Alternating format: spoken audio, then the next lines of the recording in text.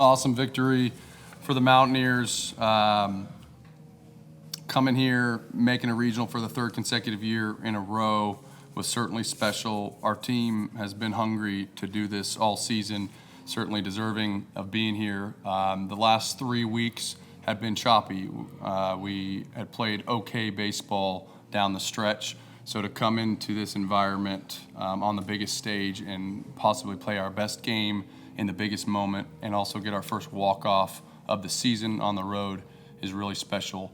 I think we have the most road wins in the country, and so it's fitting for this team to come on the road and to be able to get their first walk-off. Just really, really proud of the effort from the team and the staff. Griffin Kirn has been an absolute workhorse for the Mountaineers all season. He got better from pitch 100 to 117. The guy to my right, Armani Guzman, has had spot starts throughout the season.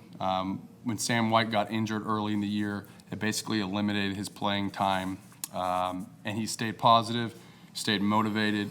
He's worked his ass off the entire season, and then he gets a start in the biggest game of the season and leads our team with a 2-for-3 effort and has the walk-off sac fly and played great third base. So, that's why we're in coaching, for stories like that.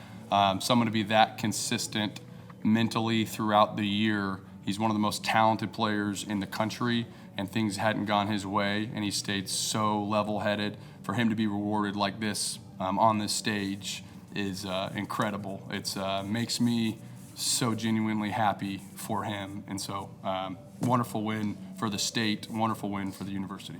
All right, we're going to open it up to questions for both the head coach and the student athletes at the same time. Please raise your hand, name and affiliation. We'll begin here in the front, and then we'll go in the back to the cameras.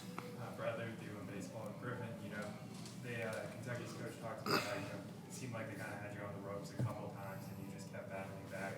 How do you kind of stay level and like your coach said, sort of finish so strong? Just trust our coaches and trust Oni calling pitches. I mean, he does a great job with the scouting reports and just trusting the process and, not really focusing on the runners, just getting the batter. Let's go to the back of the room. Kevin Kinder, Blue Gold News. Armani, what is your thought process in the last at-bat? Contact, outfield, what's your first goal there? Just kind of trying to hit, stay on the fastball away. If he hangs a slider, hit it. He made a good pitch, slider away, and I kind of just stayed on it enough to hit it to center field. I know you've been working at third base some, getting out there on this stage at that position where you haven't played a whole lot. Is that any sort of nerves? Yeah, I was pretty nervous. I mean, the whole day, just kind of seeing the lineup. All right, I'm playing third, haven't played it much, but I like the infield a lot. I've played the outfield a lot this year, but I always tell Sabins I'm a shortstop. He kind of believes me, kind of doesn't, but I'm there every day taking ground balls, so I was kind of prepared for the moment. Any more questions? We'll go here in the front here, and then over here, and then in the second row. Casey, I'm going with Big 12 Studios. Griffin, how are you able to stay in the game? A couple of longer innings early in the game, but you're able to battle through 7 in the third. What's the mindset as a pitcher there? It's just, get a zero. Doesn't really matter who's on base. Doesn't matter what happens. Just if you get a zero at the end of the day, you're probably going to stay in the game. And I kept telling Sabes and CR and Oni just trust me. They do trust me, and it's just getting zeros at the end of the day. Yeah, Armani, just a fun one here. Is your walk-up song? I know you're from the city. Is that a tribute to Lindor? Yes, sir. That's my dog. He doesn't know me, but my dog. Let's go to Bradley here in the front, then we'll go to the second row. Coach, you kind of talked about it in your opening statement, but what does it kind of say about your team's mentality to kind of come from, like you said, a sort of tough stretch of results and winning a game against a really quality opponent here? It's who they are. They've been this way. They've been resilient. There's certain moments throughout a season where you can see growth, and without some struggle or adversity, you don't ever have that opportunity to see that. And so we'd won very consistently for a really, really long time. I think we were 3/4 of the way through the season, and we had the best winning percentage in the country. And so although that was wonderful and allowed us to play here today, it probably didn't allow for a lot of growth throughout the season of battling back and me needing to be creative with some lineups and change some things and feeling the heat over the course of the last 2 or 3 weeks. I think we had been a little bit stale, and so I think that staleness resulted in a little bit of a fire in our guys and from me to try to make sure that we're getting the right players in the right positions to be successful, because ultimately that's my responsibility. So I think through those hard times, you have an opportunity to do something special. And so for these kids to show up here on this day and to have the walk-off win is certainly special for our program. And hopefully that's kind of the next chapter of our season. Let's go to the second row. Coach, for you, Nick Costello with the Division Post. Knowing you coming in on a slow stretch and coming to a early deficit, what was your message to your team to kind of inspire them to say that we're not out of this yet? I was pretty comfortable, clear-minded from the beginning, and I sensed that from our team. They had Latin music playing on the way to the field on the bus today. They were having fun, and so I don't get too wrapped up in it because at this point I can try to be aggressive and fearless and put people in positions to be successful, but it's their team, and I don't get too wrapped up in it because I feel like the results are going to take care of themselves essentially. And so I think the message is more of just action from everybody. All the leadership on our team is just staying calm and competing and seeing how the thing shakes out. There was nobody tight. There's nobody screaming at each other. There's nobody worked up.